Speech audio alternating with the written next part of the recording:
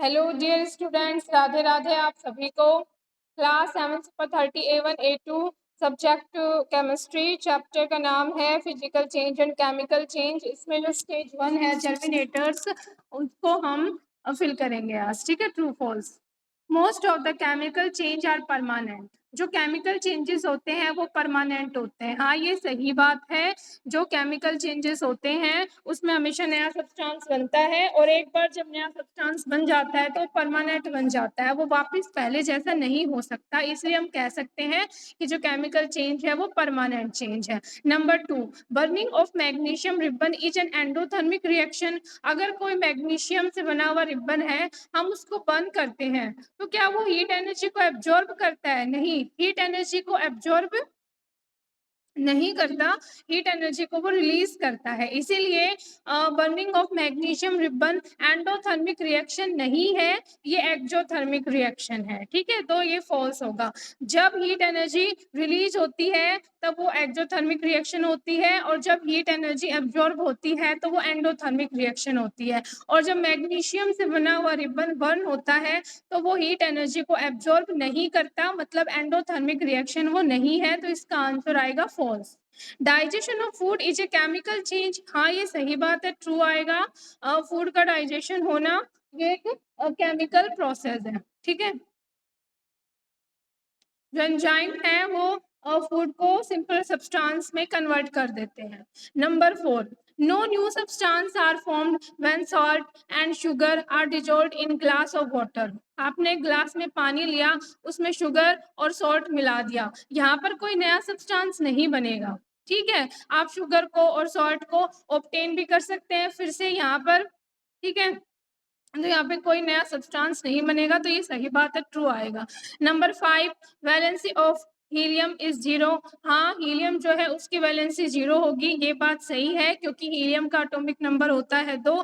First shell में 2 electron चले जाएंगे। ठीक है, जो फर्स्ट शेल होगी के शेल, उसमें ही ड्यूप्लेट कंप्लीट हो रहा है। फर्स्ट शेल में 2 इलेक्ट्रॉन है, तो उसको ड्यूप्लेट कंप्लीट हो रहा है, तो 2 में से माइनस करेंगे तो 2 - 2 0 आएगा, तो वैलेंसी यहाँ पर हो जाएगी 0। ये बात सही है।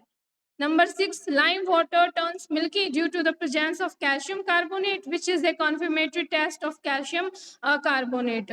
जो lime water होता है turns milky due to the presence of calcium carbonate. Calcium carbonate की प्रेजेंस की वजह से जो लाइम वाटर होता है उसको मिल्की जैसा दिखाई देता है ना। ये हम जो टेस्ट करते हैं, क्या कैल्शियम कार्बोनेट के लिए टेस्ट किया जाता है? ये नहीं, ये बात गलत है। ये टेस्ट कार्बन डाइऑक्साइड गैस के लिए किया जाता है। फॉल्स आएगा। 6, heat is release in endothermic reaction. जो एंडोथर्मिक रिएक्शन होती है, क्या उसमें हीट एनर्जी रिलीज होती है? नहीं, रिलीज नहीं होती। ठीक है, एंडोथर्मिक रिएक्शन में तो हीट एनर्जी एब्जॉर्ब होती है, तो ये भी गलत है, false. Number 8, germination of seed is an example of undesirable change. भाई, जो सीड है, बीज होता है, धीरे धीरे वो पौधा बनता है, फिर वो पेड़ बनता है, तो ये सब हमारे लिए अच्छा ही तो है, डिजायरेबल है हमारे लिए, अनडिजायरेबल तो नहीं है। इसका मतलब इसने बोल रखा है कि अनडिजायरेबल चेंज है, तो ये बात गलत है, फॉल्स आएगा। Number 9, melting of wax is a chemical change and burning of wax is a physical change. देखो, जो बर्निंग ऑफ वैक्स है ना, उसमें तो दोनों केसेस आते हैं, फिजिकल चेंज भी है और केमिकल चेंज भी है। लेकिन melting of wax chemical change नहीं होता, मेल्टिंग ऑफ वैक्स ये फिजिकल चेंज होता है। ठीक है, तो ये फॉल्स आ जाएगा। Number 10, neon gas does not have an octet configuration. ये बात भी गलत है। देखो, जो नियॉन एलिमेंट होता है उसका एटॉमिक नंबर होता है 10। ठीक है, तो फर्स्ट शेल में 2 इलेक्ट्रॉन और उस नेक्स्ट शेल में हो जाएंगे 8 इलेक्ट्रॉन्स, तो यहाँ पे कॉन्फ़िगरेशन क्या हो जाएगी? 2 8। तो यहाँ पे सेकंड जो शेल है, जो एल शेल है, उसमें 8 ही इलेक्ट्रॉन ज्यादा से ज्यादा आ सकते हैं, और 8 इलेक्ट्रॉन्स वहां पर आ रहे हैं, तो मतलब क्या हो गया? ऑक्टेट कंप्लीट हो गया ऑक्टेट। और उसकी कॉन्फ़िगरेशन क्या होगी? नियॉन की इलेक्ट्रॉनिक कॉन्फ़िगरेशन होगी 2 8।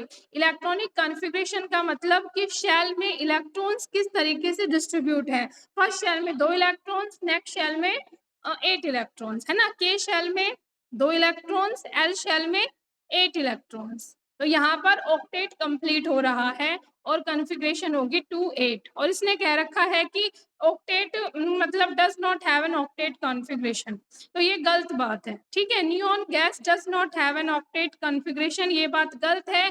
नियॉन अपना ऑक्टेट कंप्लीट करता है। ठीक है, आज के लिए इतना ही। Thank you. राधे राधे।